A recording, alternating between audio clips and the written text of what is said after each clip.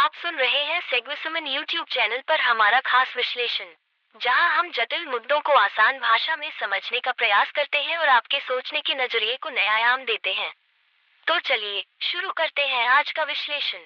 भारत के supreme court ने 29 जनवरी 2026 को यूनिवर्सिटी ग्रांट्स कमीशन (यूजीसी) द्वारा बनाए गए नए इक्विटी नियम 2026 पर रोक लगा दी है। कोर्ट का कहना है कि इन नए नियमों की भाषा साफ नहीं है और इनका गलत इस्तेमाल हो सकता है, जिससे समाज में और ज्यादा विभाजन पैदा हो सकता है। जब तक कोर्ट कोई अगला आदेश नहीं देता, तब तक पुराने नियम 2012 के नियम ही लागू रहेंगे। यूजीसी ने 13 जनवरी 2026 को नए नियम बनाए थे। इन नियमों के अनुसार हर कॉलेज और यूनिवर्सिटी में इक्विटी कमेटी बनाना जरूरी था, जिसमें एससी, एसटी और ओबीसी वर्ग के सदस्य होना अनिवार्य था। अब सुप्रीम कोर्ट ने इन नियमों को फिलहाल लागू होने से रोक दिया है। आइए समझते हैं। भारत के सर्वोच्च न्यायालय द्वारा यूजीसी की इक्विटी रेगुलेशंस 2026 पर रोक लगाना केवल एक कानूनी फैसला नहीं है, बल्कि यह उच्च शिक्षा, सामाजिक न्याय और जाति के प्रश्न से जुड़े गहरे संवैधानिक व सामाजिक मुद्दों को सामने लाता है। ये निर्णय जहां एक ओर समाज में संभावित विभाजन को रोकने की चिंता दर्शाता है, वहीं दूसरी ओर यह सवाल भी उठाता है कि क्या इससे वंचित समुदायों की वास्तविक समस्याएं और अधिक अनदेखी हो जाएंगी। यह फैसला जितना संतुलन की बात करता है, उतना ही यह व्यवस्था की संस्थागत विफलता को भी नंगा करता है। सुप्रीम कोर्ट की यह टिप्पणी कि 2026 के नियम समाज को बांट सकते हैं, एक गंभीर सवाल खड़ा करती है। क्या समाज वास्तव में आज एकजुट है? कैंपस में आत्महत्याएं, भेदभावपूर्ण मूल्यांकन, सामाजिक बहिष्कार और मौन उत्पीड़न इस बात के प्रमाण है कि विभाजन कोई भविष्य का खतरा नहीं, बल्कि वर्तमान की सच्चाई है। यदि नियमों से यह विभाजन दिखने लगता है, तो समस्या नियमों में नहीं, बल्कि उस सच्चाई में है जिसे अब तक ढक कर रखा गया था। दूसरी ओर, ये भी एक सच्चाई है कि भारतीय उच्च शिक्षा संस्थानों में जातिगत भेदभाव पूरी तरह समाप्त नहीं हुआ है।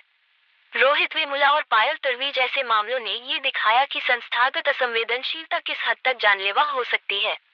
2026 के नियमों का उद्देश्य केवल कागजी समानता नहीं, बल्कि संस्थागत जवाबदेही तय करना था। इक्विटी कमेटी, निगरानी तंत्र और शिकायतों के संरचित समाधान के माध्यम से इन पर रोक लगने से वंचित समुदायों में ये भावना मजबूत हो सकती है कि उनकी पीड़ा को एक बार फिर भविष्य के सुधार के नाम पर टाल दिया गया है। जाति मुक्त समाज एक आदर्श है, लेकिन आदर्श तब तक खोखले रहते हैं जब तक हकीकत को स्वीकार न किया जाए। जब भेदभाव वास्तविक है, तो उससे निपटने के उपाय भी पहचान आधारित होंगे। यह उम्मीद करना कि बिना नाम लिए, बिना संरचना बनाए, बिना जवाबदेही तय किए भेदभाव अपने आप खत्म हो जाएगा, यह नीतिगत भोलेपन से कम नहीं। कोर्ट ने 2012 के यूजीसी नियमों को जारी रखने का आदेश दिया है, जो सिद्धांत रूप में भेदभाव के खिलाफ है। समस्या यह नहीं है कि ये नियम गलत हैं, बल्कि यह है कि इनमें प्रवर्तन एनफोर्समेंट की शक्ति कमजोर है। अक्सर देखा गया है कि नियमों के उल्लंघन पर संस्थानों को न तो कड़ी सजा मिलती है और न ही जवाबदेही तय होती है। ऐसे में सवाल उठता है कि क्या केवल पुराने नियमों के भरोसे कैंपस में वास्तविक समानता लाई जा सकती है? 2012 के यूजीसी नियम वर्षों से लागू हैं, फिर भी भेदभाव क्यों जारी है? इसका उत्तर साफ है, इन नियमों में डर नहीं है। जब किसी संस्थान को नियम तोड़ने पर न तो फंडिंग का खतरा हो, न मान्यता रद्द होने का डर, और न ही व्यक्तिगत जिम्मेदारी तय हो, तो समानता केवल फाइलों में जिंदा रहती है, कैंपस में नहीं। सुप्रीम कोर्ट ने जिन बिंदुओं पर चिंता जताई, जैसे नियमों की अस्पष्ट भाषा, रैगिंग या उत्पीड़न की परिभाषा का व्यापक दायरा, और सामान्य वर्ग के छात्रों को सुरक्षा न मिलना, ये चिंताएं पूरी तरह निराधार नहीं है। लेकिन आलोचकों का कहना है कि रोक स्टे अपने आप में समाधान नहीं है। यदि नियम अस्पष्ट हैं, तो उन्हें स्पष्ट किया जाना चाहिए। यदि दुरुपयोग की आशंका है, तो सुरक्षा उपाय जोड़े जाने चाहिए। केवल नियमों को स्थगित कर देना समस्या को जड़ से नहीं सुलझाता। रोहित वेमुला और पायल तडवी जैसे मामले अपवाद नहीं है, बल्कि एक ऐसी प्रणाली का परिणाम है जो समय पर हस्तक्षेप करने में असफल रही। 2026 के नियम इसी विफलता की स्वीकारोक्ति थे। उन पर रोक लगना कई छात्रों के लिए ये संदेश देता है कि उनकी पीड़ा अब भी न्यायिक और प्रशासनिक प्राथमिकता नहीं है। मुख्य न्यायाधीश का ये सवाल कि क्या हम पीछे की ओर जा रहे हैं, इस पूरे विवाद का केंद्र है। एक पक्ष इसे सामाजिक एकता की रक्षा के रूप में देखता है, तो दूसरा पक्ष इसे सामाजिक न्याय के संघर्ष में रुकावट मानता है। सच शायद इन दोनों के बीच कहीं है। न तो अंधाधुंध जाति आधारित ढांचे समाधान है, और न ही यह मान लेना कि भेदभाव अब एक बीती हुई समस्या है। न्यायालय ने दुरुपयोग की आशंका पर जोर दिया, लेकिन यह सवाल अनुत्तरित रह गया कि सदियों से चले आ रहे सामाजिक दुरुपयोग का क्या, सत्ता, जाति और संस्थागत ताकत के दुरुपयोग का क्या। यदि संभावित दुरुपयोग के डर से हर सुधार को रोका जाए, तो कोई भी सामाजिक परिवर्तन संभव नहीं होगा। ये तर्क कि 2026 के नियम सामान्य वर्ग के छात्रों को सुरक्षा नहीं देते, एक झूठा द्वंद्व खड़ा करता है।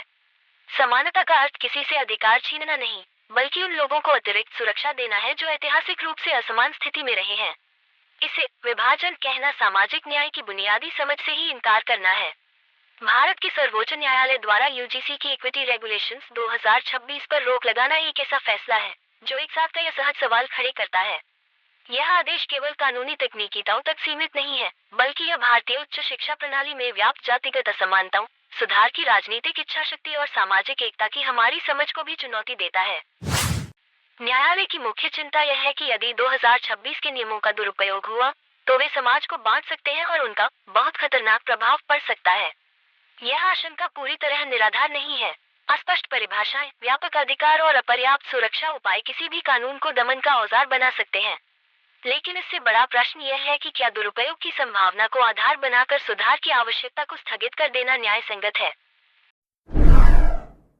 सुप्रीम कोर्ट का ये तर्क कि 2026 के नियम समाज को विभाजित कर सकते हैं, एक गंभीर लेकिन अधूरा आकलन है।